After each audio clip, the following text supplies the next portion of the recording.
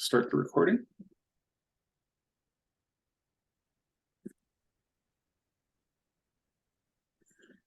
All right, welcome everyone. Today we are going to be talking about data collection methods and basic data analysis. My name is Zebediah Gebb, and I work with CPEG as an evaluator. If you guys have any questions, please feel free to type them in the chat box as we are going through. We'll try to address them in the order that they're received. Because I don't have a good listing of everybody on my screen. Let's see, that didn't work.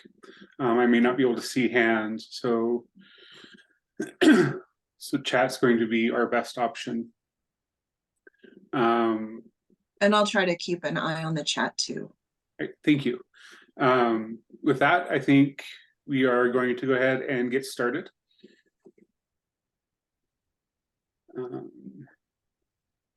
So first, we're going to talk about data collection methods. We'll start with quantitative data. This is data that's represented numerically. And this includes anything that can be counted, measured, or given a numeric value. Classification, so categorical, gender, race, diagnoses, continuous number of vegetables, fruits consumed. That can be either categorical or continuous, depending on if you're giving your participants a range, or if you're asking them to simply report number of minutes of physical activity. Quantitative data is typically analyzed using statistics. So how is quantitative data collected? Surveys, interviews, observation counts. A lot of people here have used surveys for their data collection. Quantitative interviews use close-ended questions. These look like someone's reading the survey out loud and recording the response to the answer choices. Structured observations have a preset series of measures in a specific environment or location.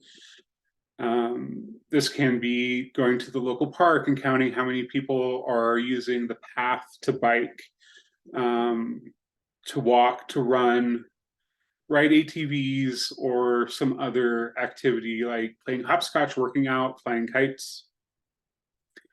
It can include the number of families using a bike path versus the individuals.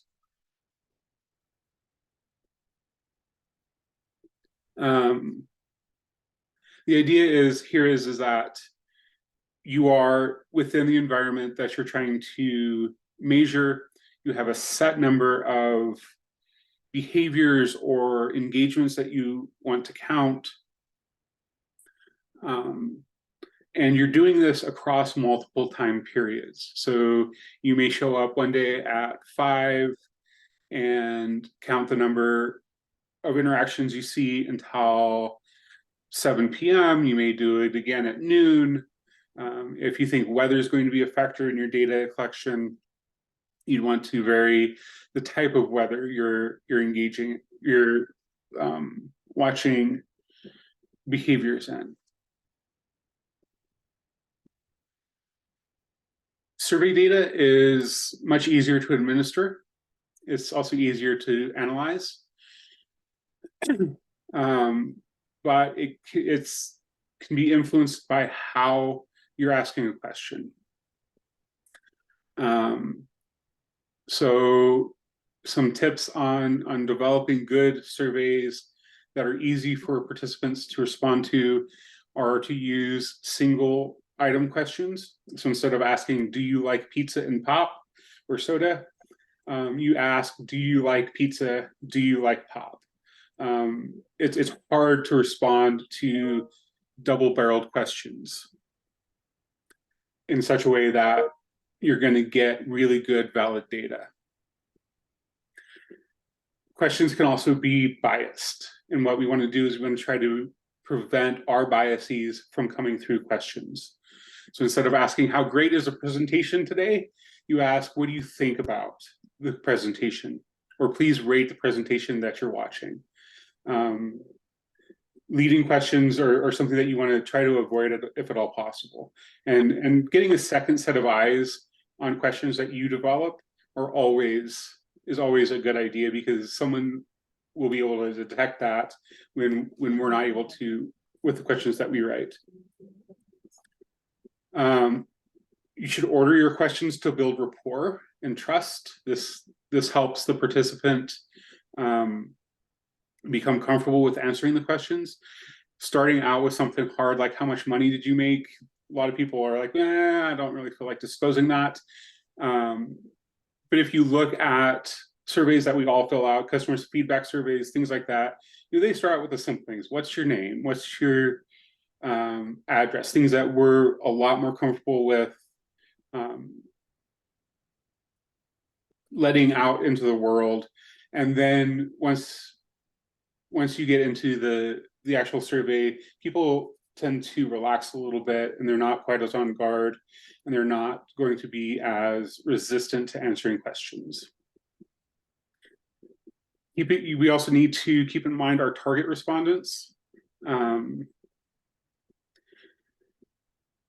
There are a lot of groups that are distrustful, and rightfully so, of some of the areas that people work in. Black in the African American population is rightfully distrustful of a lot of healthcare because they've been abused in the past. And so understanding that and building a rapport with leaders who can then vouch for you is a good way to make sure that participants feel comfortable answering your survey. Don't collect more information than what you need. This goes to length. You really want to limit the burden of the participant. And if you're asking 60 questions and you're only going to use 10, it's really difficult to get people to answer your questions in the future again. So some of the pros and cons of quantitative data. The pros, it's less resource intensive for both you as an organization and the participant. It's easy to check boxes. It's easy to circle answers. Sometimes it doesn't take a lot of even cognitive effort to respond to the questions.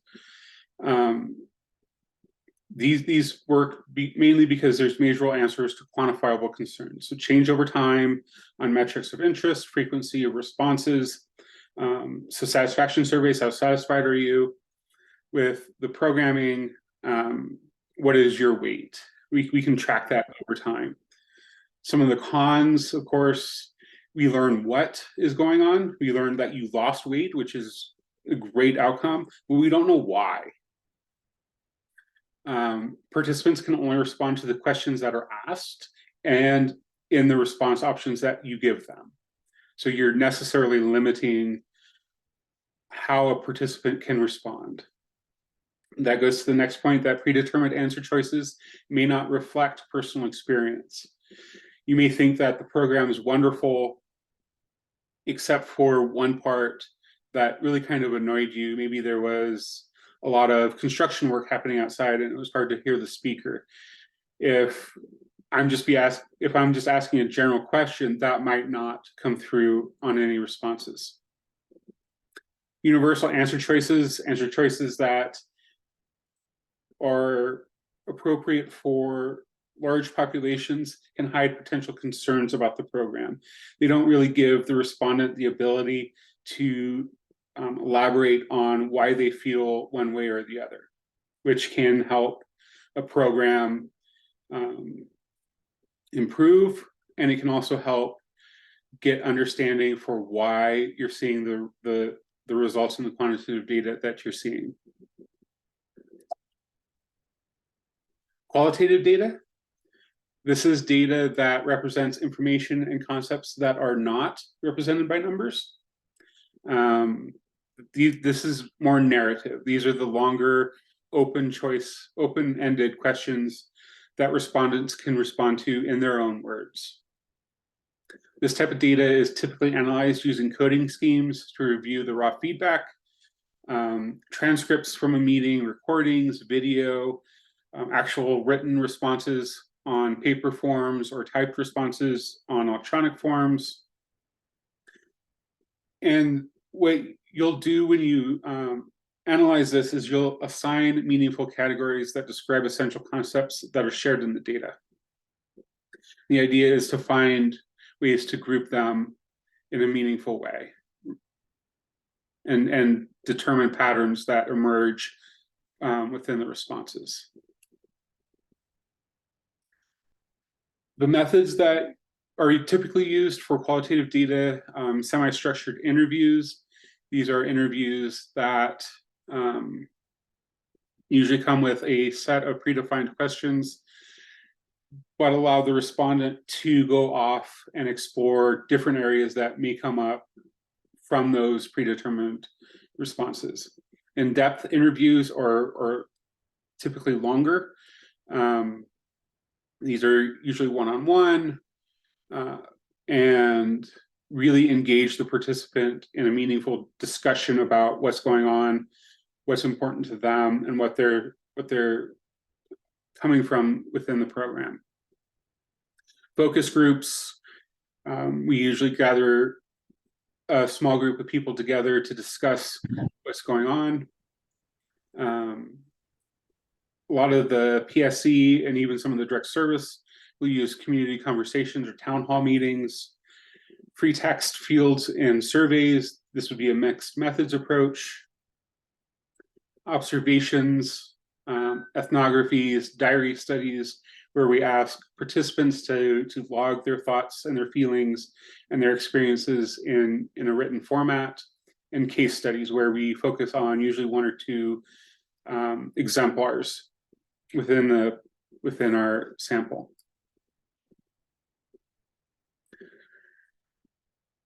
Some of the pros of qualitative data, this is you get a really great depth of understanding about where people are coming from, what they're experiencing, why they're experiencing that. And it gives us a greater understanding of abstract concepts, because people are able to use their own words to describe their experiences, which is really important. It gives depth to quantitative findings.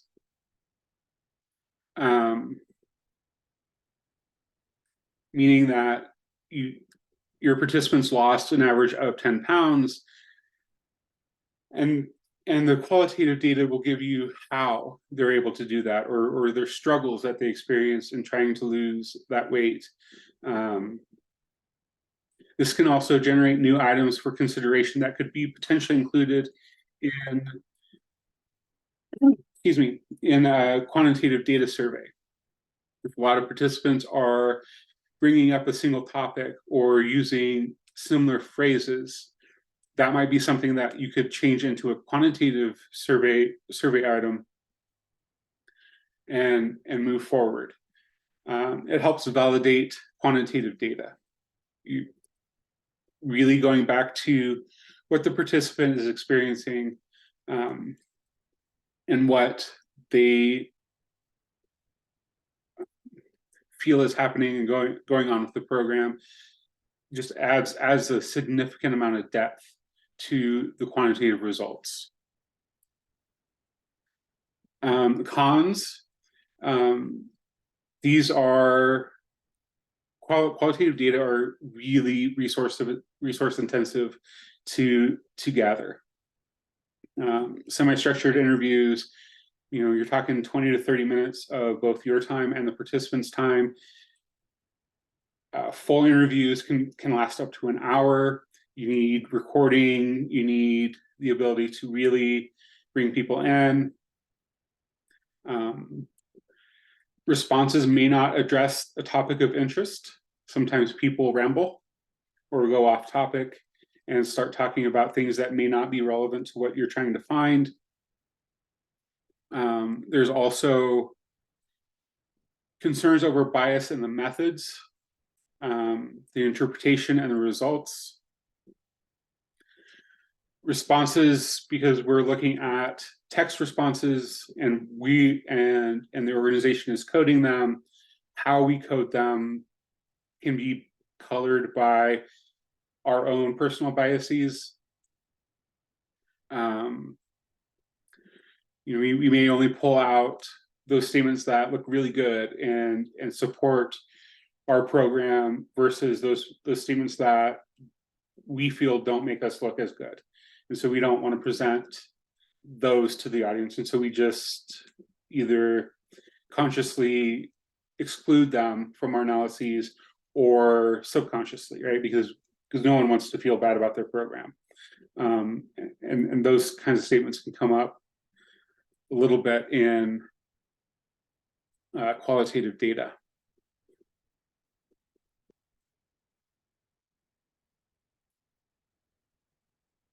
We do have a webinar on qualitative data collection best practices.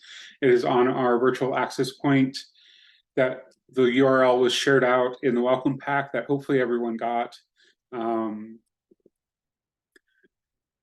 We will be posting this, and so you guys can come back and pause it on this slide. It's kind of why I'm pausing for just a little bit of time on it. So you guys can get the URL, go in there, watch that. It's a wonderful resource. It's very well done.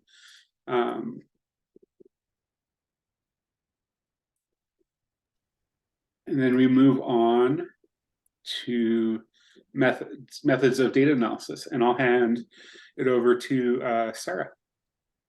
Hi, everybody. It's so nice to see your blank faces, your blank screens on our webinar today. That's fine. I'm just glad you're joining us.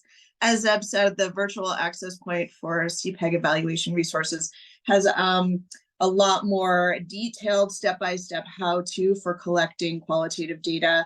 It goes through a little bit more information on developing interview guides, connecting with individuals, differences between different types of qualitative data collection. So that's a really good resource. And of course, you can always reach out to us directly and we can work with you on that as well. So let's dive into methods of data analysis. And if you all and I haven't met yet, I'm Sarah Cooper. I'm the director of CPEG, and I'm so pleased to be able to do this today. So we're gonna dive right back into next slide, Zeb, if you don't mind. Yeah, quantitative data. So before you even start data analysis, what should you do? And this is one of my most favorite and important lessons that I ever learned. Make a copy of your raw data and lock your raw data up someplace safe so that,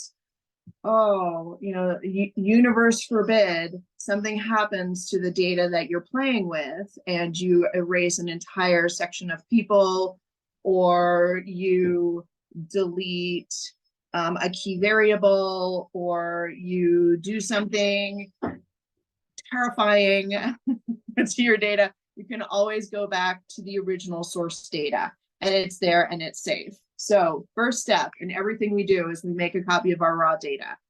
The second thing that we do is we update our column headers to our flat data files, whether it's an Excel workbook or a spreadsheet or a CSV file or an SPSS data file or something else that you're working in.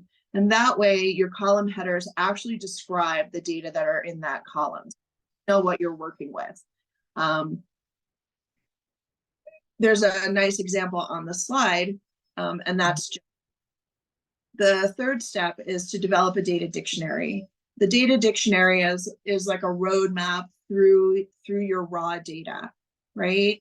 What data are actually in each column? What are the ranges of data that are acceptable for each data point that you're collecting?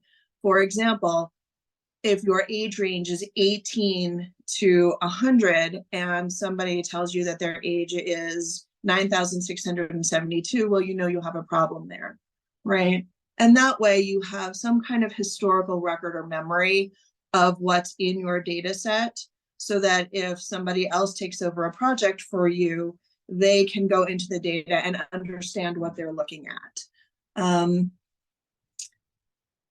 The fourth step is to clean your data. So here you look for missing values, potential errors in coding, again, values that are out of range of what you're expecting, and other kind of coding errors.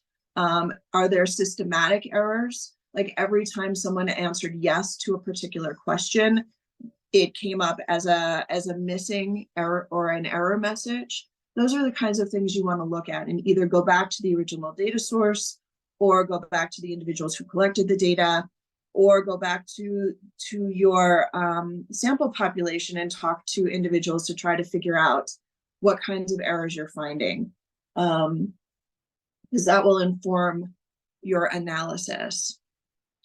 The fifth step is to build constructed variables. So for example, you might have height and weight, and you might be able to create BMI from both height and weight.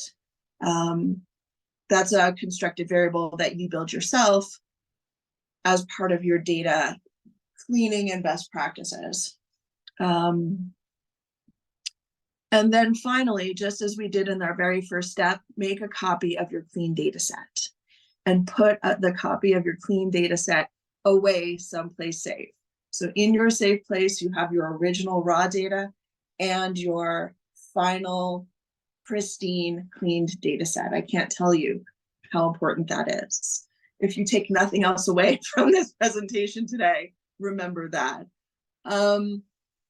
Quantitative data is fantastic. It is less resource intensive in terms of training, time investment in data collection and analysis. But again, the challenge with quantitative data is that you do miss out on a lot of the nuance that you get from giving your respondents their own voice and agency in responding to the questions that you have. Okay. And I keep looking and still no questions. Zeb, would you monitor the chat for me? Great. Okay. So what are some key concepts in quantitative data analysis? Baseline data are the initial data that you collect prior to the start of your intervention. Why is baseline data important? It's important because it allows you to measure your progress towards your ultimate goal, right? It strengthens the argument that any observed change can be attributed to your program's impact and activities and no other explanation. For example, if you enroll a group of people and you try to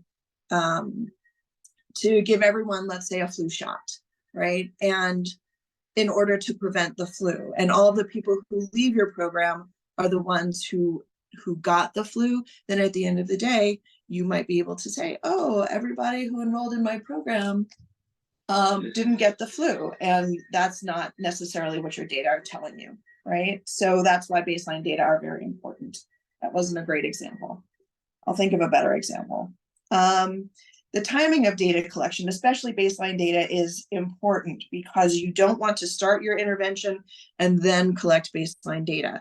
You want a group of people who are untouched by your initiative, by your policy, so that you can get an accurate measure of the impact of your intervention on that particular group.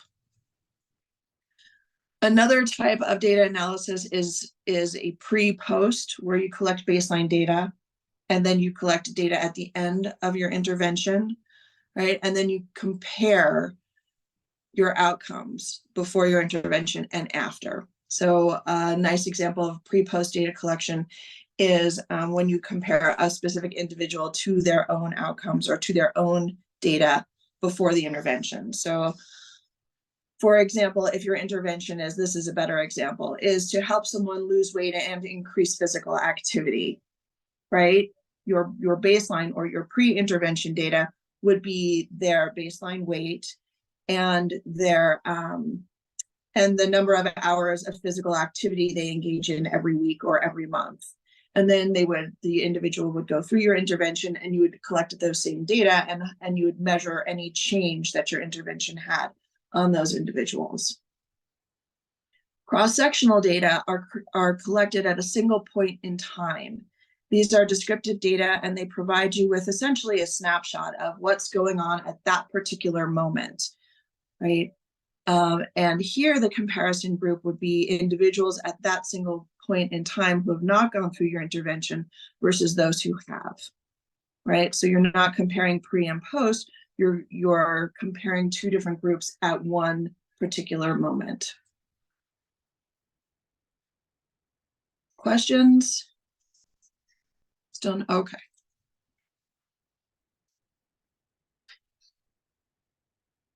How do we do quantitative data analysis? So analytic methods are determined overall by the question and the type of the data that you have. So for categorical data, gender, preferences, behaviors, we typically present frequencies, right, which are counts, right? How many people in your group are male? How many people in your group are female? How many people have achieved 150 minutes of exercise this week versus those who have not, right? So for discrete or categorical data, we're looking at frequencies. For continuous data, we can look at how those data are distributed across your intervention group. So we look at measures like means, standard deviations. So what is the average age of your group? What is the average number of minutes so the group engaged in physical activity over the course of the month? And then you can look at how that group is distributed around the mean or around the average, and then how many people are outside of that distribution. Something else that you can look at, especially in survey work, is a scaled score. So a scale is when you take a number of discrete responses. So how much are you enjoying this presentation so far on a scale of 1 to 5?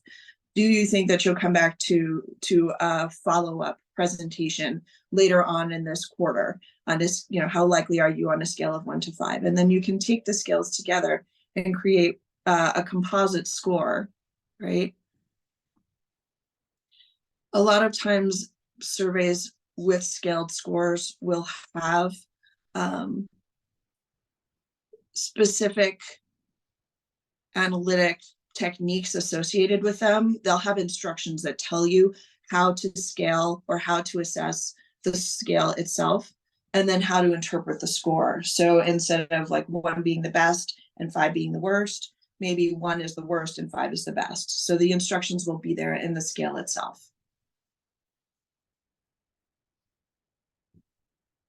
There are a whole variety of free analytic resources that you can use. Zeb, next slide, please. Thanks. These analytic resources, we've listed a few of them here. Excel has a whole suite of relatively sophisticated analytic resources. So if you're working in Excel, you should start there. You can also graph your data using Excel charts. R is another fantastic resource. It's relatively easy to use, to pick up, especially if you have some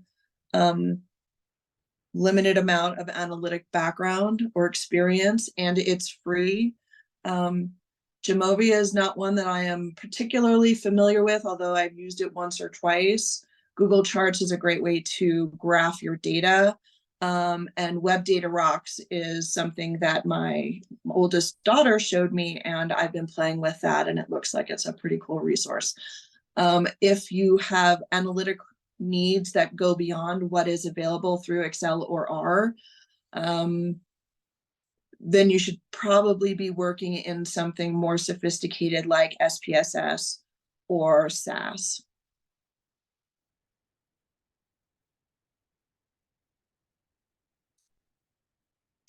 Qualitative data analysis. So here are two best practices before you start.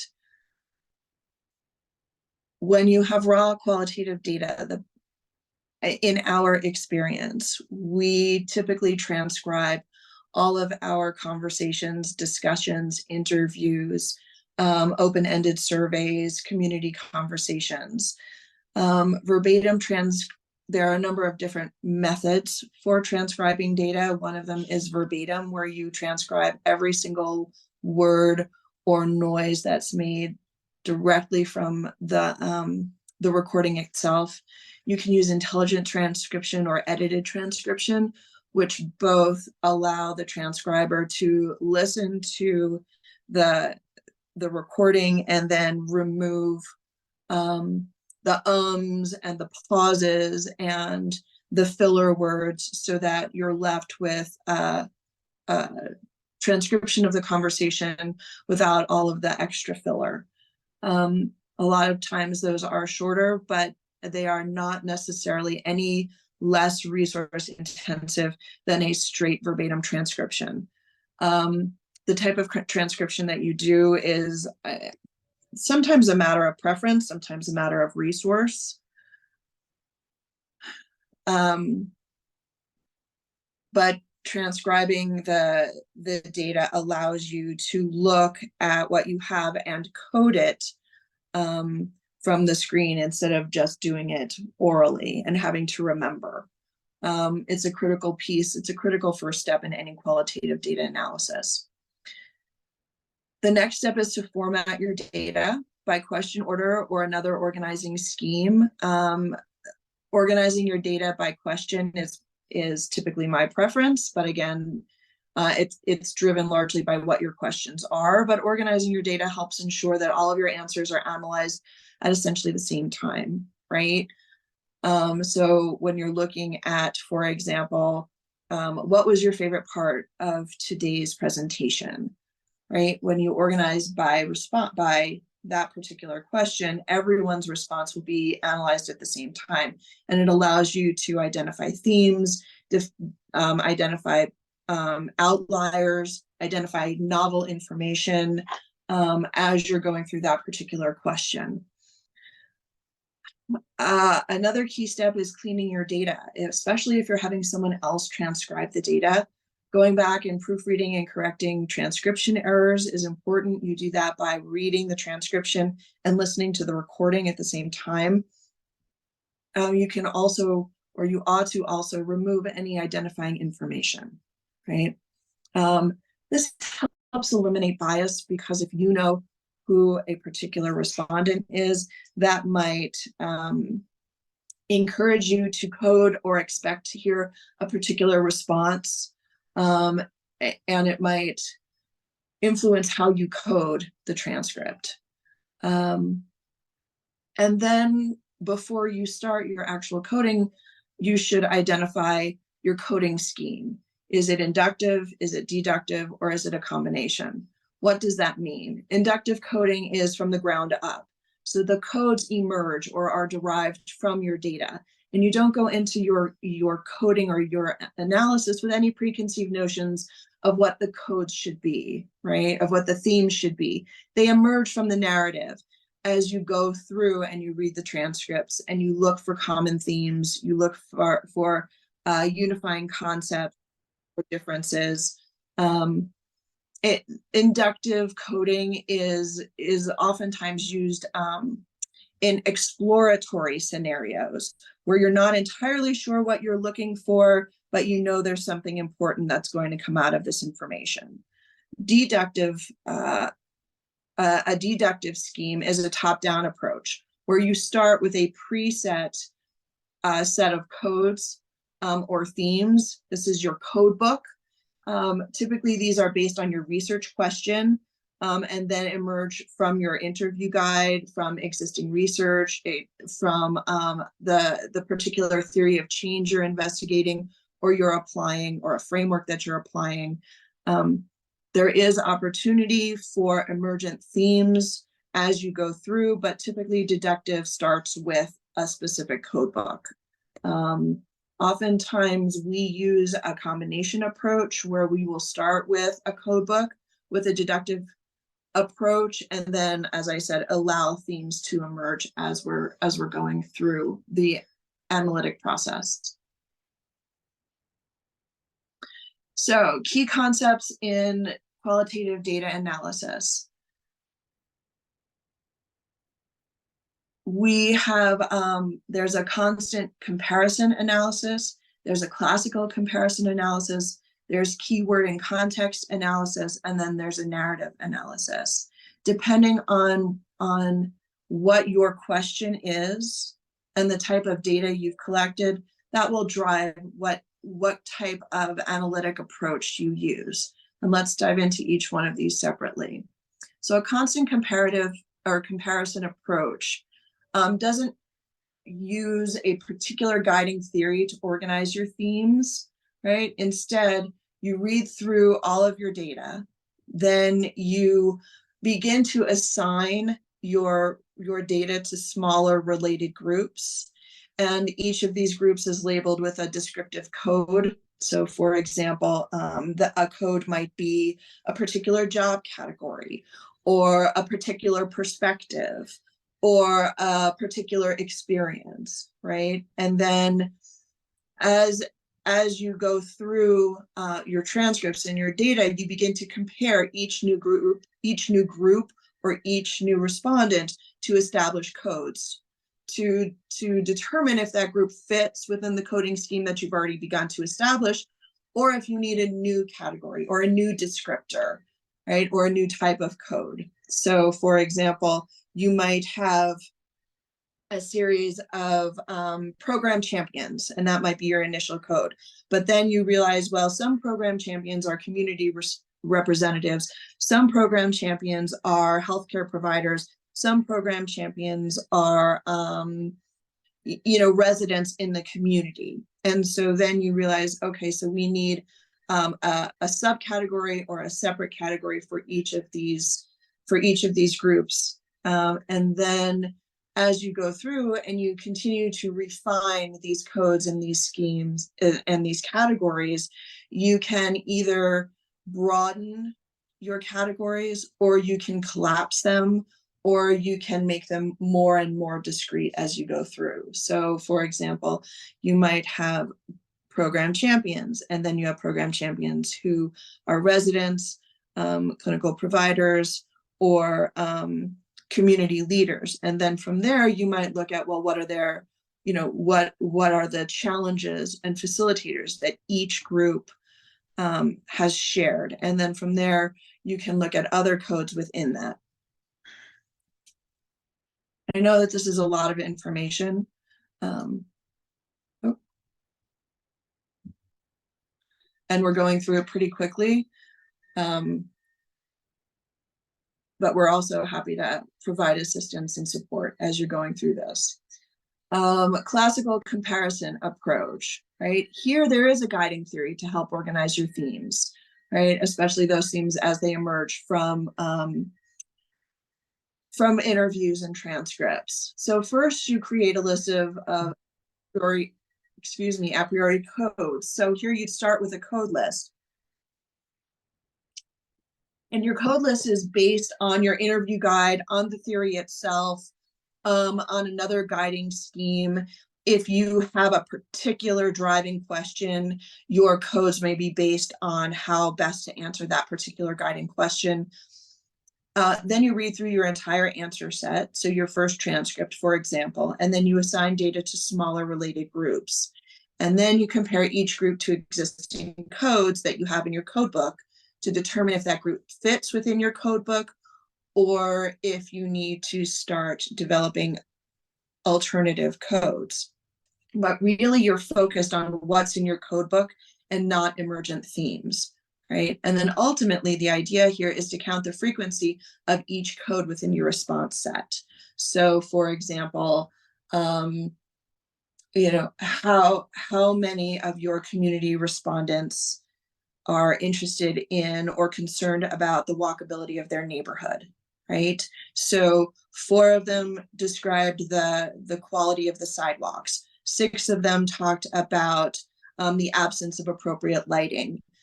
14 of them cited the lack of crosswalks at key crossing areas.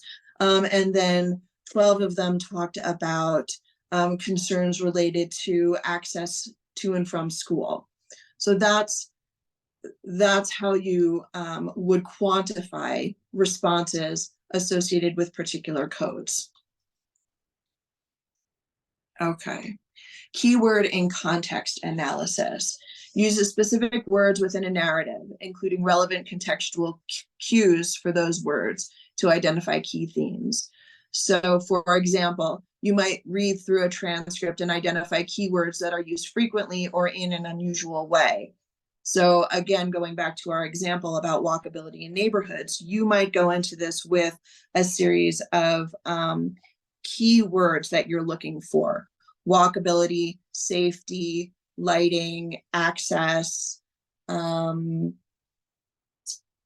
school, cars, right? And so as you read through, you look for those keywords, right? And then when you find them, I love this word. This is you chunk the keyword, which means you look at the context of how that keyword is used. So you look at the 1 or 2 sentences before, 1 or 2 sentences after, right? And then you highlight the important words or phrases, which are context clues, right, around that keyword, so that you're not just looking at the keyword, you're looking at it in context, so that you can understand and share the information and the intent of the interviewee, right? And then you build a series of codes based on the content of each chunk surrounding the keywords, right? And then you use those codes to interpret your chunks and analyze the data, right? You can use Word or Excel to do any of these analyses. There are also specific applications that are designed especially for qualitative research, but if you're doing keyword and context, Microsoft Word is very effective, as is Excel, for this kind of work.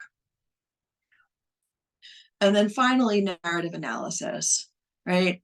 This narrative analysis is frequently used in medical anthropology because it allows the participants to share their point of view. And narrative analysis provides you, as the investigator, an opportunity to read through someone's personal narrative. And then you get to summarize the plot or the answer, summarize the sequence of events by timeline, and then code stories inductively for relevant themes. So here, narrative analysis is frequently used as an exploratory opportunity so that you can determine answers to questions that might really not lend themselves to close-ended survey or other types of quantitative research work. So if you're looking to, for example, develop a survey about a particular topic, and you just don't know what your answer choices might be. So you would start with a narrative analysis and say, okay, tell me a little bit about your experience doing this, right? And how did you feel about this? And what were the most important things to you when you were doing it or when you were going through it? And through that, you begin to develop some key themes and codes that allow you to build answer choices for something else.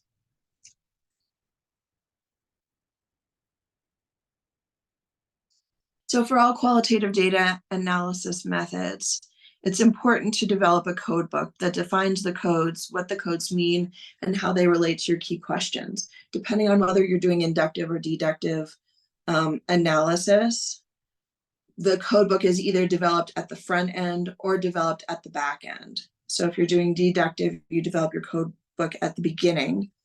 If you're doing inductive, you develop a code book, or your code book reflects the final set of codes that have come out of your data. It's always important to revisit your codes. You do this again and again and again through the iterative process of analyzing your data. But at the end of the process, it's important to look at your codes to ensure that they are most accurately reflecting your data, especially the key components that are of most importance to you. Something important that is frequently overlooked is the importance of allowing the codes to come out of your data, and so that you're not forcing your data to fit into a preconceived notion of what they should look like, right? Or attempting to oversimplify your results. And in qualitative data, this is frequently difficult to do. And I think, as Zeb touched on earlier, it's important to have two people coding data separately and then sharing results with each other, because your own implicit biases will often leak into the analytic process. With qualitative data, you're looking for a specific code, you're looking for specific results, you're hoping to find something that aligns with your perspective. And so by having someone else, at least one other person, code with you, you can identify areas where your coding and your co-coders work are misaligned, and you can discuss those differences, and you can come to a mutually agreeable resolution for those findings. And finally, look for differences as well as similarities within the data. Often those differences are very important and demonstrate something unexpected or new or novel, that further inform the work that you're doing.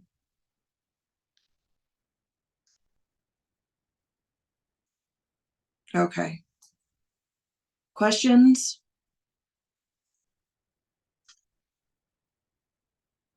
No questions?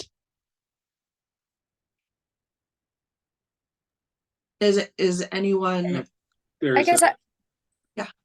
I have a question. So I guess you guys really spoke to like data analysis and stuff under more of those very specifics, like we're doing focus groups or listening sessions or survey data. What about so I think with the Food and Communities program, we do a lot of one-on-ones with our partners. And through one-on-ones, that's a really great opportunity where we're gathering real-time data. Do you guys I think our team is really brainstorming, how do we maybe formalize our one-on-ones a little bit more?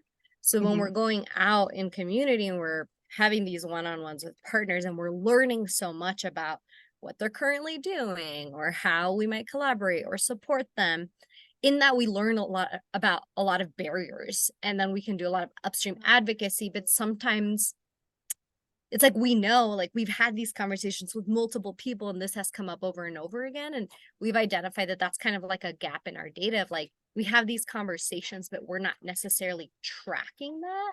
So I think at first we were just summarizing it, like this is what happened in these one-on-ones, but now we're starting to think like, do we formalize these so we're all asking maybe similar questions in our one-on-ones, that then we can really take notes and then track and then start identifying those things, and we have that data to back it, rather than just like, oh, I had this one conversation with this partner and this came up, and then someone else was like, oh my god, I had that conversation too. What are just suggestions, best practices on how do we gather that real-time data from specifically one-on-ones? Because I would say our program does more one-on-ones than we do the bigger focus groups, listening sessions, and things like that. So Zeb, do you mind if I take this, and can you pop back to the qualitative methods slides? Probably classical comparison approach. So that's a really good question. And actually, key informant interviews are a fantastic method of collecting data, especially in exactly the way that you describe. Do you all use like an informal or a loose interview guide when you do those, or do you just allow the conversations to evolve organically? I think at the beginning, so we're a grantee that we had the first grant for the first 5 years, and then we renewed and are a grantee again. So at first our program did have that very like strategic like questions to go in, and but now I mean we know our partners, we've built a relationship with them for like over 5 years. So really when we do check-ins, it's more of like, hey, like how's it going? What's happening? So they're not as formalized anymore, but nonetheless, we're still gathering such rich information. Mm-hmm. Also, so I know that this adds a level of resource intensity and analytic burden. My recommendation, and Zeb, please jump in, would be to do some kind of quick quick coding of the conversation. So if you're recording them, that's great. There are a number of AI-driven free transcription apps that you can use, including Zoom. Actually, Zoom has a transcription of recorded meetings option that you can use, and it's not bad. And that way you have a written record of the conversation, number one, and then number two, you can go through and you can do some coding of what are the key themes that came out of this conversation, and we are happy to, or you can develop, we can work with you, or you can develop some, barriers, challenges, facilitators, environmental and contextual factors, emergent issues, a couple of other key themes, maybe a dozen key themes that you see that come up again and again, and that will inform your work as you move forward. And then as you go through those conversations, you can look for those keywords or key themes, key codes, and highlight them, and then you can extract them into a shared document. And so all the people who are doing these one-on-ones can add to that growing document of, here are the dozen key themes that we're tracking. Here's the evidence that supports them. And from there, you can develop, key indicators of change. You can develop best practices. You can develop, common challenges that need to be addressed by community coalitions. There's a whole variety of things that you can do with those data to help inform your program, quality improvement, quality assessment, strategies for sustainability. There's all kinds of wonderful things you can do. So kudos to you for wanting to track them in a more formal way. And we can set up a meeting to talk about this in more detail and in a way that's more specific to you. Was that helpful? Yes, that's really helpful. And it's just something that I've been really thinking about just over the last years. That's really been our main mechanism of just meeting with partners and getting information. Yeah, well, and as you pointed out, a lot of times partners will share pieces of information that might not be critical at this exact moment, but maybe 3 months down the road, you'll think, oh my goodness, who said that really important thing that we now have the ability to act on? And so formalizing how you collect it and how you share it and maintain it is such a great idea, especially as you said, if this is rich and timely. Yeah. Okay. Fantastic. Yeah. Good. That was a terrific question. Other experiences that people have now with data collection, data needs.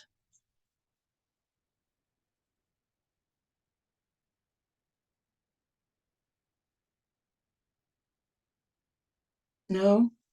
Okay, well, as Zeb said, we will post this webinar on our virtual access point. There are lots of resources there on qualitative data methods.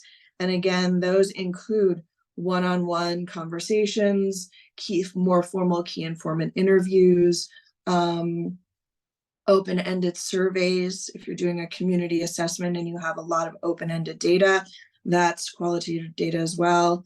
Community conversations, focus groups, all of those things are included under the umbrella of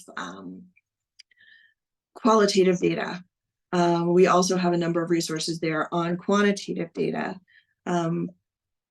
basic analytic methods, as well as links to other resources that can help walk you through doing counts and distributions and looking at differences and characteristics in particular populations of interest. Wonderful. Well, I think we're pretty much at time. Thank you all so much for joining us. And as I said, this was very quick, so we're always happy to meet with you one-on-one and talk through your particular question and take it from. All right. Thanks everybody so much.